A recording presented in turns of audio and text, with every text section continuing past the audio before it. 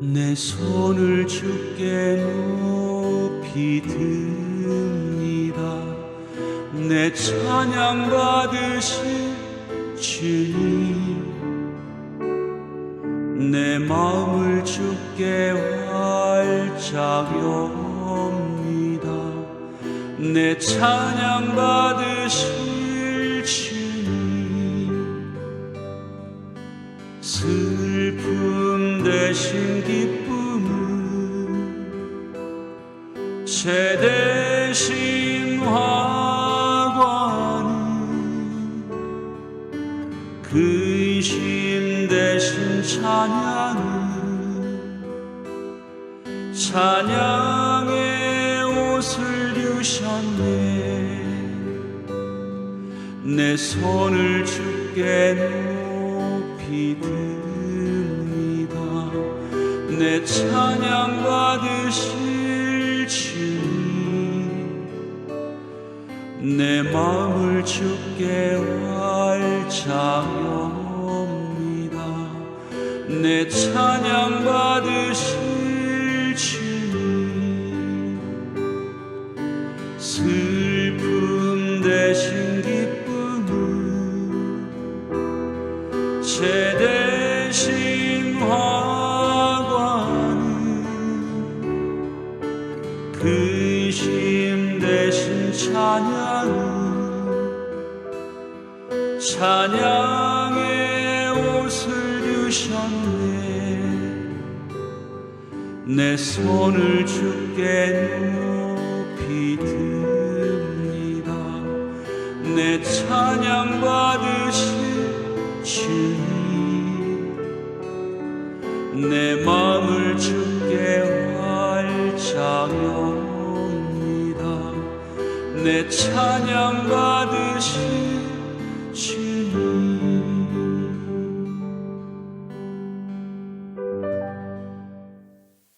찬미 예수님, 저는 상하 성당에서 온 김창숙 크리스티나입니다. 특별히 주님이 오시기를 기다리는 우리 대림시구 시기 3주에 여러분을 만나 뵙게 되어서 참 기쁩니다. 조금 전에 시작 기도로 주님께 손을 올리는 율동으로 시작 기도를 대신했습니다. 오늘 여러분과 함께 나눌 말씀은 여러분도 많이 들어본 얘기입니다. 요한복음 4장 5절에서 28절 사이에 말씀을 가지고 함께 은혜를 나눠볼까 합니다. 본문이 길기 때문에 우리가 이렇게 건너뛰면서 예수님께서 전도 여행을 하다가 지치셨습니다. 제자들은 고을에 먹을 것을 구하러 갔고 야곱의 우물가에 이렇게 걸터 앉았는데 한 여인이 물을 기르러 나왔습니다. 예수님은 그 여인이 어떤 사연이 있고 어떤 사람인지 바로 알아볼 수 있었죠. 그래서 그 여인에게 말을 건넵니다. 정오에 그 여인이 물을 기르러 왔다라는 것은 뭔가 숨기고 싶고 다른 이에게 보이고 싶지 않은 그런 사연을 안고 있다는 걸 주님은 알 수 있었어요. 나에게 물 한 잔만 달라고 청했을 때 이 여인은 바로 말합니다. 당신은 유대인이고 나는 사마리아 사람인데 왜 저에게 물을 청하십니까? 그렇게 할 때 주님은 나에게 네가 물을 청하지만 내가 주는 물은 영원히 목마르지 않는 그런 물이라는 것을 설명하십니다. 그때 여인이 선생님, 그러면 그 물을 저에게도 주십시오. 근데 당신은 뚜레박도 없고 아무것도 없는데 이 깊은 우리 조상 선조 때부터 있던 이 야곱의 우물이 얼마나 깊은데 여기서 어떻게 물을 기르다 나에게 준단 말입니까? 이렇게 반문했죠. 저도 집안이 구교 집안이었지만 어린 날에는 신앙이 없었습니다. 그래서 모든 것들이 성경 속에 있는 말은 그렇게 믿어지지가 않았고 또 믿지도 않았어요. 그리고 예수 믿는 사람은 흉도 보고 이랬던 저였습니다. 아마 제가 사마리아 여인이라 해도 아마 예수님에게 당신 뭘 가지고 있어? 두레박도 없고 저 물을 나에게 줄 수 있는 도구가 아무것도 없는데. 그렇지만 예수님이 설명하죠. 근데 이 여인은 믿고 그 물을 저에게 주십시오. 여기에 우리가 첫 번째 하느님께 대하는 태도가 여기 있습니다. 우리도 그렇게 믿음을 가지고 주님 앞에 청할 수 있는가? 근데 주님은 우리 한 사람 한 사람을 어머니 태안에 있을 때부터 점지해 주셨어요. 너는 내 거다. 내가 너를 잉태하고 만들고 뼈와 살과 온 혈관이 통하도록 이렇게 사람답게 해서 이 세상에 태어나게 했는데, 이제 주님은 나 같은 이런 뭐가 그렇게 대단한 존재도 아닌데 주님은 선택해 주시고 종국에는 주님의 일꾼으로 삼아주신 하느님의 테마가 있었다는 겁니다. 여인은 자신의 삶이 부끄러워서 인적이 드문 그 시간에 이렇게 나왔어요. 근데 정오라 하면 12시, 12시에서 2시까지는 그쪽 사람들은 너무 더워서 바깥 생활을 안 합니다. 근데 주님은 이 여인이 왜 이 시간에 나왔을까를 알고 계셨어요. 이 여인에게는 남에게 드러내고 싶지 않은 아픈 마음과 환경이 있었다는 걸. 그래서 주님은 그 여인에게 따뜻한 말을 건네주면서 이제 남편을 불러오라고 그랬습니다. 근데 여인이 남편이 없다고 말합니다. 주님은 칭찬합니다. 그래, 그 말은 맞다. 너에게는 남편이 5이나 있었고 지금 살고 있는 그 남편도 네가 남편으로 여기지 않는다. 여러분 남편이 몇 사람이세요? 저는 과거에 남편이 많았습니다. 왜 그런가 하니 우리는 남편을 뭐라고 부릅니까? 바깥 주인, 바깥 양반, 안주인, 그게 주인이라고 부릅니다. 지금은 우리가 주인을 누구예요? 오직 예수님밖에 없죠. 그런데 저는 돈이라는 주인, 자식이라는 주인, 명예라는 주인, 좋은 집과 좋은 차, 이런 세상에 가진 그것들이 나의 주인이 되어서 나는 그것을 남편처럼 그것만 얻으면 그런 마음으로 살았었어요. 주님은 저를 참 오랫동안 기다려 주셨습니다. 이제 그런 속에서 나를 건져내려고 주님은 이렇게 저렇게 기다려 주시고 또 참아주시고, 내가 때로는 주님께 거래를 하면서 주님이 이것만 해주면 나는 어떻게 하겠습니다. 이렇게 했을 때도 주님은 그래 또 들어주시고 이랬지만 저는 언제나 거짓말쟁이 딸이었습니다. 우리 주님은 한없이 넓은 마음, 무수한 세월을 기다려주시는 정말 자비로우신 그 주님인데, 내가 많이 울은 게 아니라 우리 주님은 나 때문에 속상해 하시고 우시기도 하시고 안타까워도 하셨죠. 저는 시댁에서 부모로부터 받은 큰 상속의 땅이 정부로부터 팔리게 돼서 수억의 돈이 통장으로 들어왔습니다. 저의 주인은 돈이었고 남편의 명예였고 우리 자식들의 인류대학에 들어가는 것, 이런 모든 것들이 남편처럼 저희 안방을 차지하고 있었어요. 그래서 저는 그걸 어떻게 불려가지고 노후를 걱정 없이 살려고 그렇게 하다가 사기꾼한테 걸려서 그 돈이 그냥 다 미국으로 건너가 버렸어요.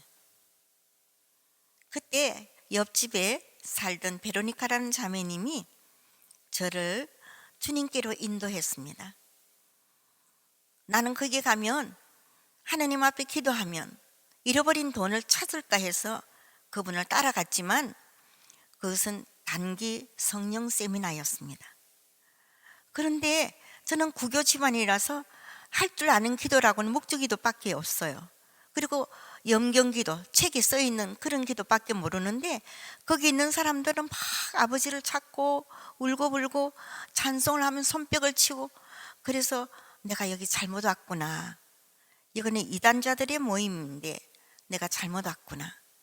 그래서 난 집으로 돌아가기를 원했지만 그 자매님은 휴식 시간만 되면 우리 가정을 위해서 그렇게 울면서 기도를 해주더라고요.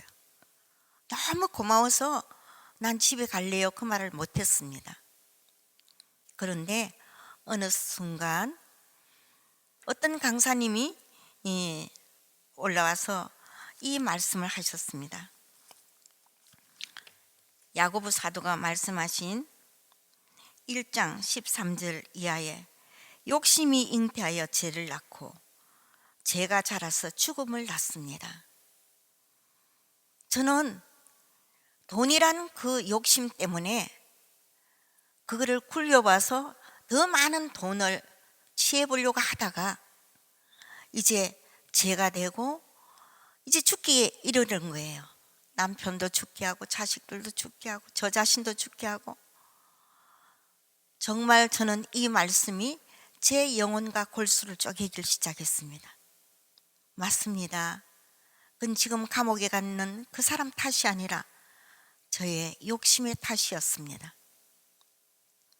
그때부터 눈물이 나기를 시작했는데 제 몸, 이 작은 몸 안에 그렇게 많은 물이 있다는 것을 몰랐어요. 울어도 눈물이 쏟아지기를 시작했습니다.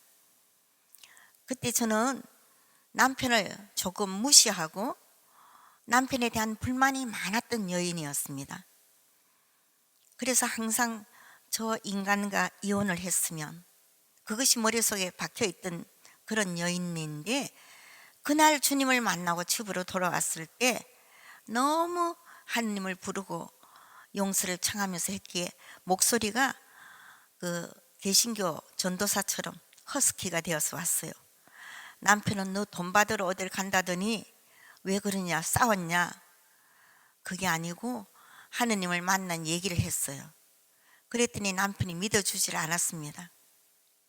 그때 저는 하느님, 나는 이제 위자료도 필요 없고 저 인간이 자식을 나에게 돌려주지 않아도 좋습니다. 그냥 성당 옆에 단칸방 하나만 얻어주십시오.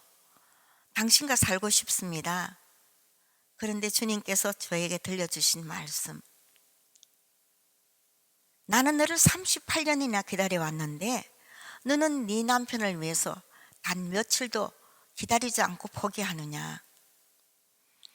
너는 그 남편을 그렇게 미워하고 죄인 취급을 하지만 너는 내 살을 뜯어먹고 살은 지가 얼만데 네 남편에게 나를 먹고 살았던 표시를 또 행동을 말로 어떤 걸 했더냐 저에게 물으십니다. 아무 사랑도 실천하지 못했고 성체성사적인 내가 죽고 당신을 살리겠다는 그런 마음은 눈꼽만치도 없었던 나를 이제 깨닫게 된 것입니다. 저는 남편 앞에 무릎을 꿇고 그때부터 남편이 죽으라든지 뭐 살라든지 무슨 말이든지 꾹 참고 오직 주님. 그때부터 제 눈에는 이 영자만 봐도 예수님 생각이 나고 그때는 완전히 제가 저 자신이 아니었어요.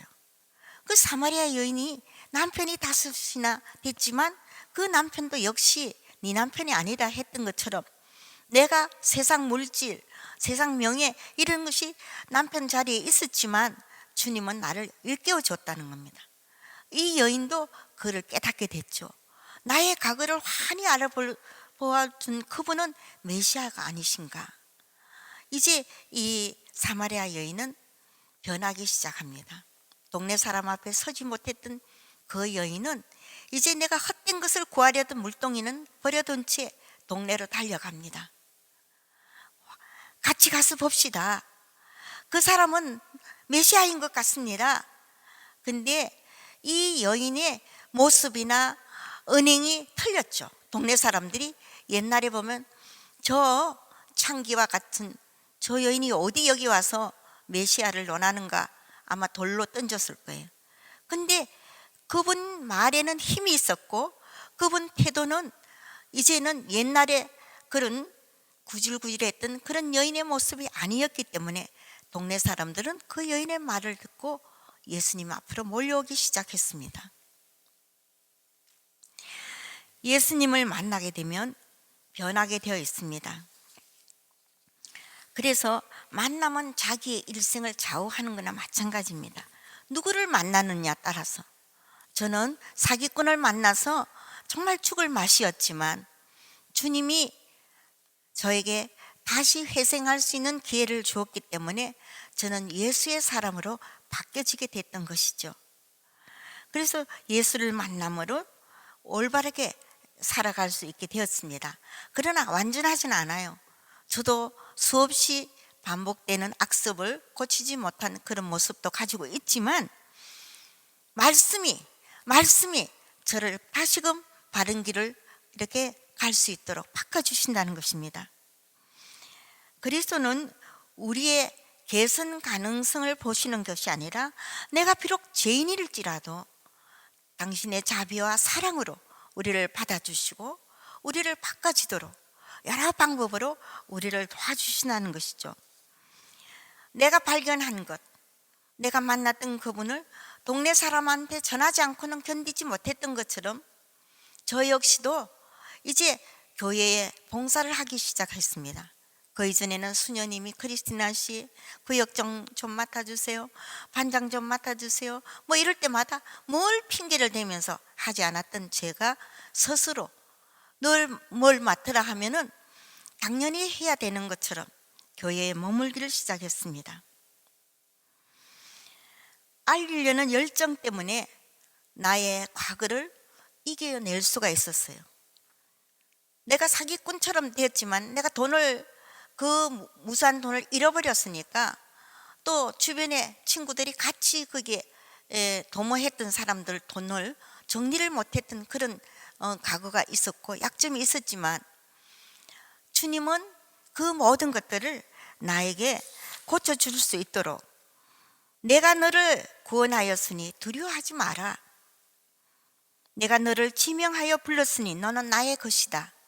이사야서 43장에 있는 말씀이죠. 네가 물 한가운데를 지난다 해도 나 너와 함께 있고 강을 지난다 해도 너를 덮치지 않게 하리라. 네가 불 한가운데를 걷는다 해도 너는 타지 않고 불꽃이 너를 태우지 못하리라. 이 말씀을 붙잡고 나를 지명하여 불러주신 그 주님께 나는 보답하는 삶을 살겠노라고. 그래서 어린아이 걸음이지만 한 걸음씩 주님 앞으로 걸어나가고 주님을 만난 체험들을 다른 이에게 나누기를 시작합니다. 예전에는 누가 만나면 헛된 것을 구했던 걸 자랑스럽게 얘기했지만 이제는 부끄럽게 여겨졌고 하느님 얘기를 하는 것이 제일 재미있고 제일 열정이 생겨나고 기뻤습니다. 주님의 증거자로 바뀌어가기를 시작했지만 하느님은 한 번에 나를 바꿔주진 않았어요. 조금씩. 그래서 그걸 어디에서 내가 고쳐나갔냐.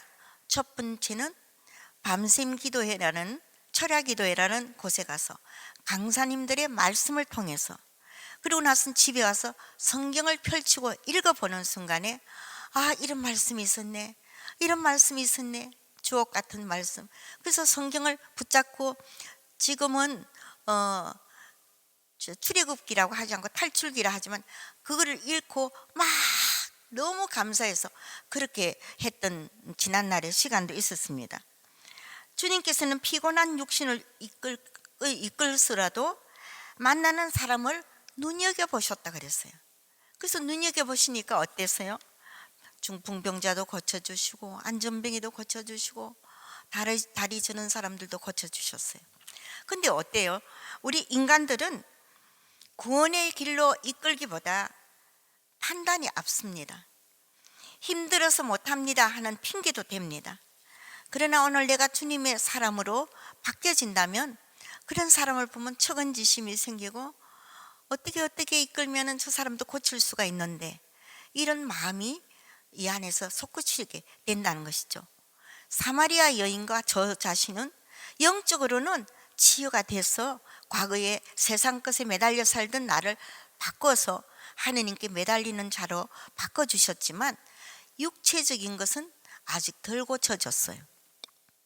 하느님이 영과 육을 한꺼번에 고칠 수도 있지만 나에게 약한 부분이 있어야 하느님 앞에 더 나아가고 그 약한 자를 들어쓰시는 하느님의 영광을 나를 통하여 드러내게 하기 위해서 그것만큼은 주님이 밀어놓더라는 겁니다. 저는 예전에 눈이 굴절이 이렇게 빙글빙글 할 정도로 눈이 마이너스 아주 0.00 이렇게 했어요. 그렇게 눈이 나빴습니다. 그런데 교회가 저에게 직분을 주신 거예요. 저는 춤추고 율동하는 거 이런 걸 할 줄 몰랐습니다. 그런데 이제 봉사를 하러 들어가니까 제가 젊었으니까 선배들이 크리스티나 참 이쁘게 한다. 율동부에 들어가요. 율동해. 근데 시선을 어디 둬야 될지 모르니까 저는 율동 안 하고 봉사부 할래요. 설거지 하는 거를 하겠다고 그랬습니다. 근데 율동하는 시간이 되면 막 선배들이 저를 찾으러 다니는 거예요. 그러다 보니까 율동을 또 회장님이 하라고 시키니까 순종하는 마음으로 했는데 시선을 어디 둬야 될지 몰라서 하지만 그 가사 한마디 한마디가 나의 신앙 고백이었고 그 가사에 내 마음이 끌려서 때로는 눈물을 흘리면서 손을 올리고 또 그 말씀이 너무 좋아서 기뻐서도 손을 올리고 이러다 보니까 율동에 대한 것이 조금씩 바꿔지기를 시작했어요. 그래서 이제 서울교구에서 처음으로 그 밤 기도회를 여는 그런 철야 기도를 하는 그 해가 시작돼서 동성고등학교 지하 강당에서 처음에 시작했습니다. 그 율동부장을 하라는 거예요. 그 제가 율동부장을 못합니다. 저는 율동을 만들 수도 없고 그런 거에 못합니다. 근데 주님은 직분을 주면서 사제나 그 책임자의 입을 통해서 나도록 하도록 이끌어 주셔서 이제 창작을 신부님이 이번에는 성체 성가를 가지고 몇 곡을 만드세요. 또 뭐 기쁜 율동을 몇 곡 만드세요. 그런 숙제를 주다 보니까 제가 연구를 하다 나뭇잎에 흔들리는 걸 보고도 그거를 율동하는 데에 나뭇잎이 이렇게 흔들렸지. 그렇게 부드럽게 하는 것이 저에게 다 자연 속에 있는 것들이 저에게 서성이었어요.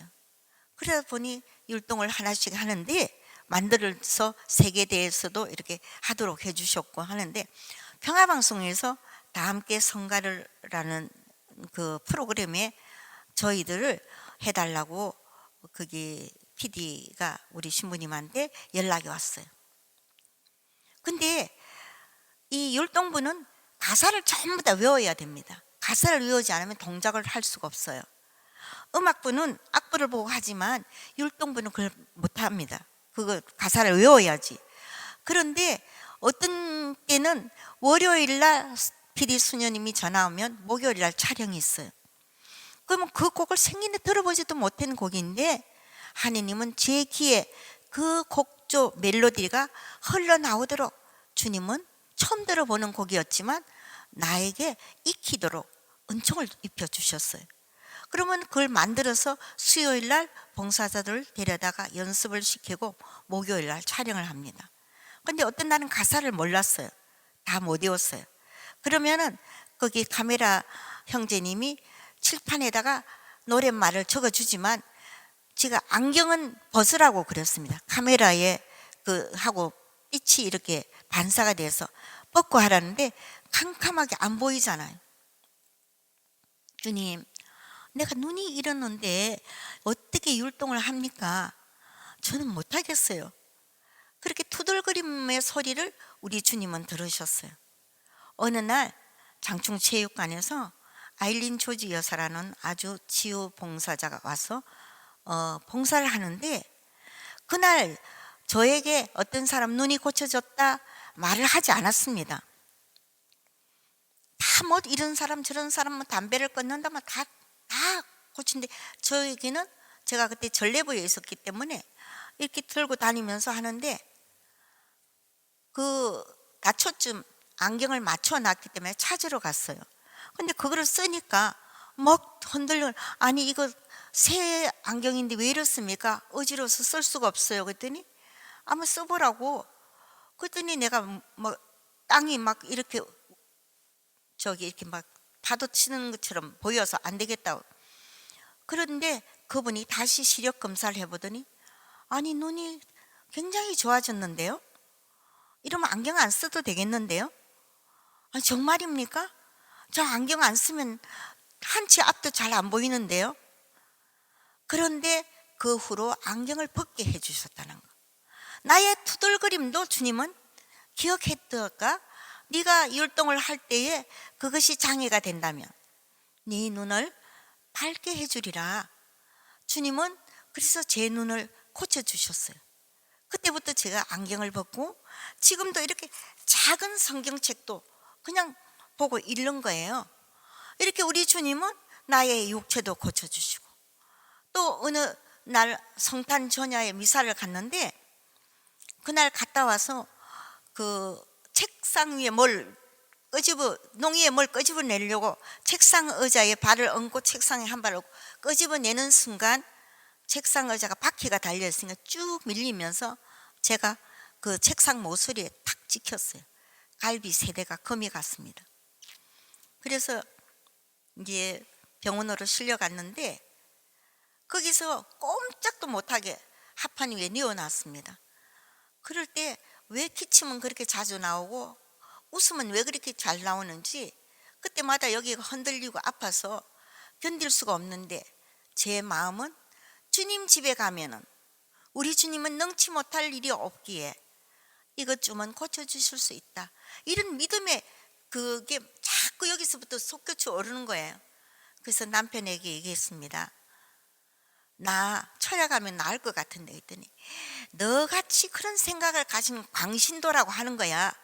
의사가 지금 몇 개월을 이렇게 싸매고 누워있으라 그랬는데 어디를 간다고 하느냐고 막 야단을 쳤어요. 그런데 이제 머리에 지혜를 짜서 남편은 집으로 보내고 아들을, 제 말을 잘 들어주는 아들한테 엄마 옆에 오늘 좀 간병한다고 와라.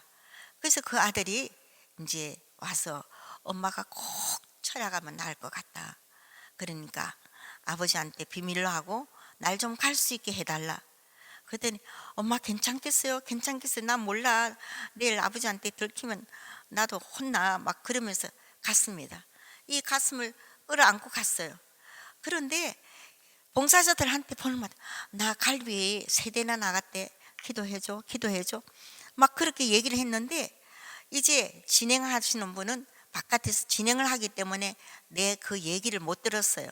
그래서 준비기도 시간에 저를 위해서 봉사자들이 다 안수도 해주고 막 이렇게 했는데 그 진행자가 언니 빨리 나와, 율동 시간이야, 빨리 나와. 그랬더니 벌떡 일어나서 아까까지 여기를 끌어안고 있던 내가 이건 잊어버린 거예요. 가서 뭐 참 예수님하고 뭐 율동을 했는데 율동 끝나고 엄마 내 갈비 큰일 났네. 의사가 꼼짝도 말라 했는데 근데 기침을 해도 괜찮고 손을 이렇게 해도 뜨끔거리질 않고 참 희한하다. 근데 이제 월요일 날 기다렸어요. 의사 선생님한테 제가 갈비뼈가 괜찮은 것 같으니 엑스레이 같이 새로 한번 찍어달라 했더니 아주머니 돈 많아요? 이제 며칠 전에 찍었는데 또 왜 찍느냐고. 그 자꾸 찍는 거 좋지 않습니다. 아 근데 정말이에요. 괜찮아요. 그래서 이제 하도 내가 그러니까 찍었어요. 근데 그 사람이 간호원한테 독일어로 이렇게 말하는데 제가 독일어는 잘 모르지만 눈치로 보니까 이 사람 엑스레이가 맞느냐고 하는 것 같으면 맞다고. 그러니까 아주머니 어제 뭐 드시고 오셨어요? 그래서 기도밖에는 먹은 게 없는데요. 그랬더니 아 기도로 참 이거는 기적이네요. 어쩌면 갈비뼈가 삐쭉삐쭉 이렇게 사진상에 돼 있어 이게 콩팥을 찌르면 큰 문제가 생기는데 고기를 이렇게 싹 이가 들어맞도록 뼈가 그 안에 다시 들어가서 예전보다 더 튼튼하게 만들어졌다는 거예요. 이럴 때는 여러분이 박수로서 하느님께 영광을 돌려야 되겠죠? 네, 이렇게 우리 하느님은 부러진 갈빗대도 순간에 고쳐주시고, 그렇게 눈이 마이너스 몇몇 해가지고 굴절이 하던 그런 눈도 단박에 고쳐주시고, 우리들이 투덜거림이나 하느님께 영광 드리고 찬미 찬양과 감사를 아니라도 나에게 필요한 일이라면 우리 주님은 우리 가까이 와서 만져주신다는 거.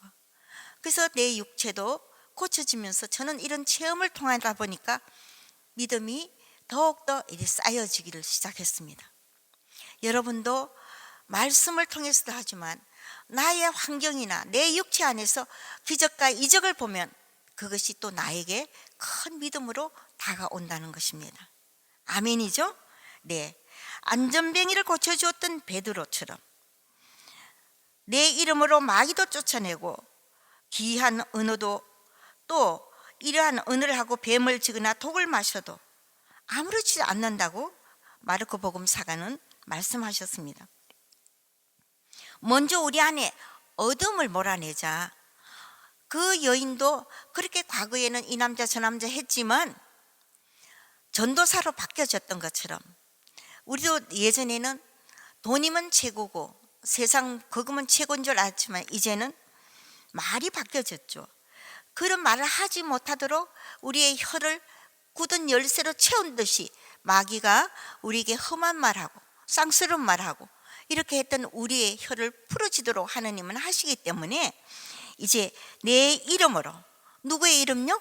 주 예수 그리스도의 이름으로 마귀를 쫓아내고 기이한 언어로 새로운 말을 쓰게 됐다는 겁니다. 주님 찬미 받으소서, 영광 받으소서, 주님 감사합니다. 이전에 쓰지 않았던 그런 말을 새로운 말로 복음을 선포하고 사랑합니다, 축복받으세요, 위로하고 용서하고 또 하나가 되자고, 이러한 언어를 우리가 쓰게 된다는 겁니다. 뱀을 지거나 독을 마셔도 아무렇지 않다.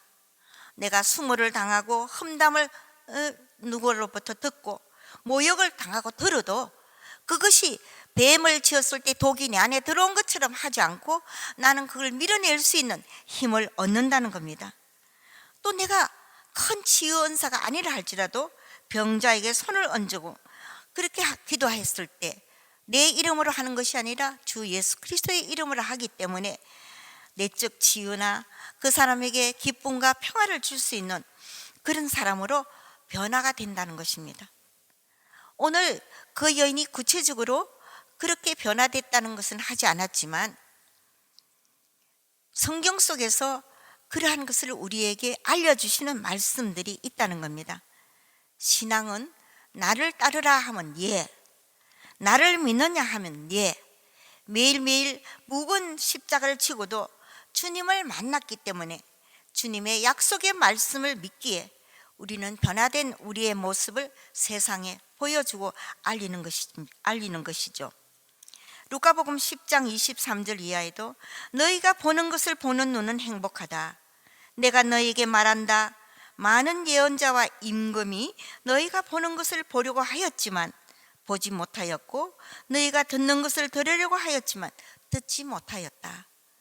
우리가 얼마나 복된 사람입니까?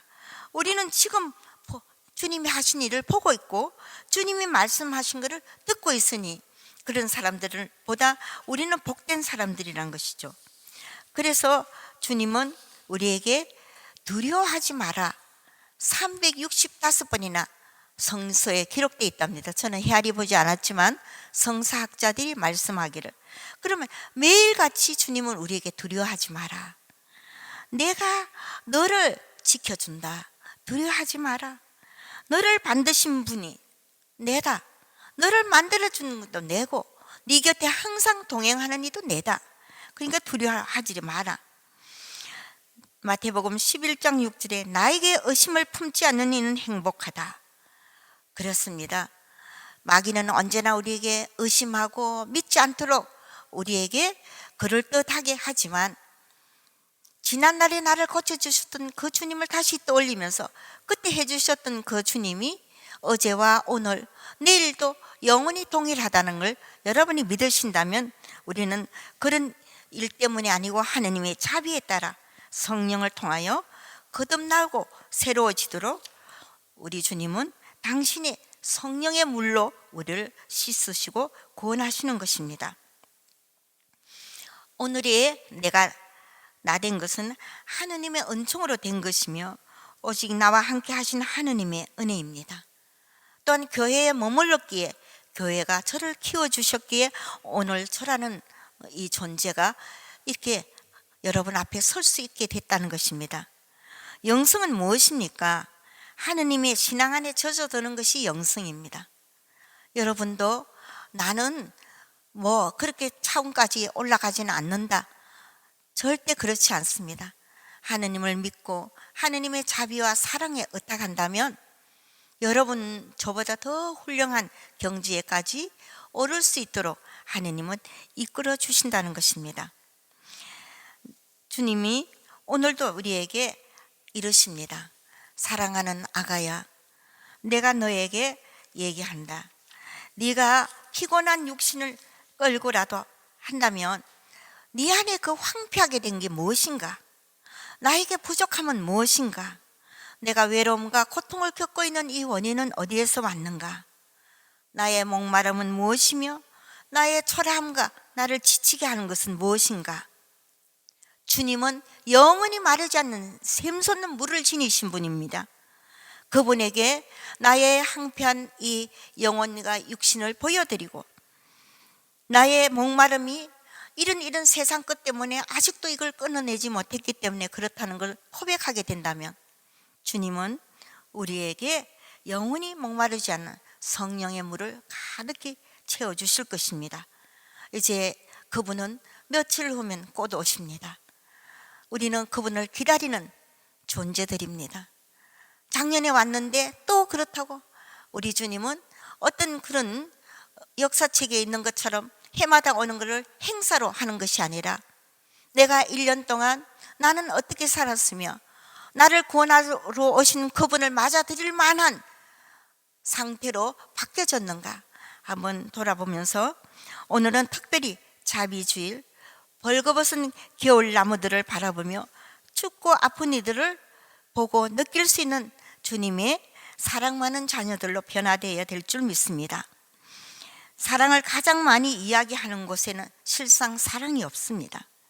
입은 열려 있는데 눈이 닫혀 있기 때문에 사랑을 나눌 수도 없고 다른 이의 아픈 마음을 볼 수 없는 눈먼자가 여기에 와서 여러분 앞에 감히 하느님 얘기를 하고 있지만 다시 찾으려는 의지가 있기 때문에 주님 앞으로 다시 돌아서겠다 하는 그 마음이 있기 때문에 주님은 저를 받아주실 것이라 믿습니다.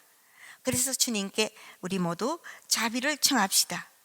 이 은총의 대림시기에 눈이 떠지고 어떤 마음으로 살고 있는지 닫힌 마음을 열고 주님을 맞아들일 수 있는 그런 마음으로 돌아갑시다.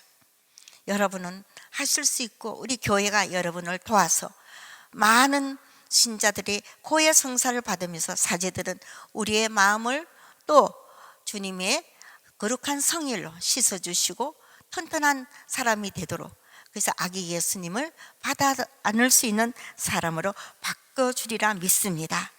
네, 마침 기도로 하느님의 기도라는 게 어떤 책에서 봤습니다. 오늘 너의 하루는 어떠하였니? 모래알처럼 많은 세상 사람들 가운데서 혹시나 마음의 상처를 입거나 하지는 않았니? 아니면 네 앞에 주어진 삶의 무게 때문에 지치거나 힘들어하지는 않았니? 나는 그 모든 것을 잘 알고 있단다. 왜냐하면 나는 너를 만들었고 내게 생명을 주었으며 또 온종일 너와 함께 다니며 너를 눈동자같이 지킨 너의 하느님이기 때문이다. 너는 나의 가장 소중한 아이란다. 내게 있어 내가 얼마나 귀하고 소중한 존재인지 너는 아마 상상도 못할 거야. 나는 너를 너무도 사랑한 나머지 나의 하나뿐인 외아들을 내게 보내주었던 너의 아버지 하느님이란다. 나의 아가야, 네가 처음 너를 창조할 때부터 나는 내게 기쁨과 즐거움만을 준 것이 아니란다.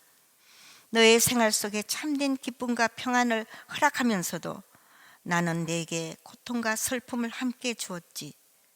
그것은 그 슬픔과 고난을 통하여 내가 너를 더욱 단련하고 강하게 만들기 위한, 그래서 더욱더 아름답고 큰 그릇으로 만들기 위한 나의 큰 뜻이기도 하지.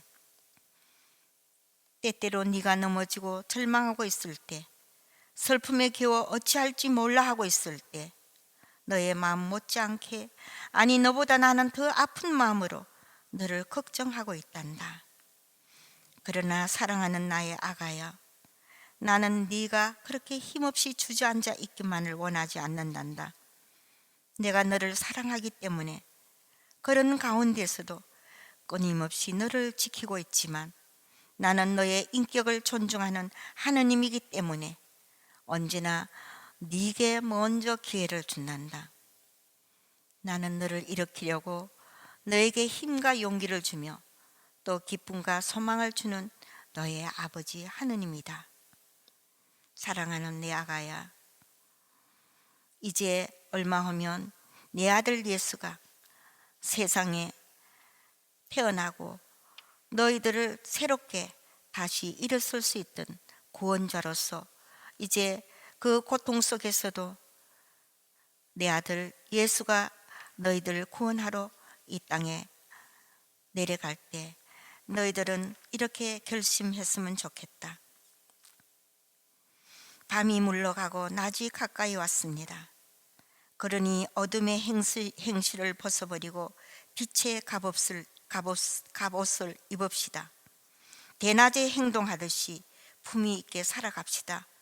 흥청대는 술잔치와 만취, 음탕과 방탕, 다툼과 시기 속에 살지 맙시다.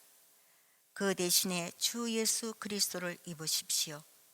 그리고 욕망을 채우려고 육신을 돌보는 일을 하지 마십시오. 이거는 성 아우스팅이 회개했던 회도의 말씀이지만 오늘 우리 모두에게도 다시 한번 권고의 말씀이기도 합니다. 네, 대림절 잘 보내셔서 주님이 바라시는 그런 모습으로 바뀌어져서 기쁜 성탄을 우리 다 함께 맞이합시다. 영광이 성부와 성자와 성령께 처음과 같이 이제와 항상 영원히 아멘. 성부와 성자와 성령의 이름으로 아멘. 감사합니다.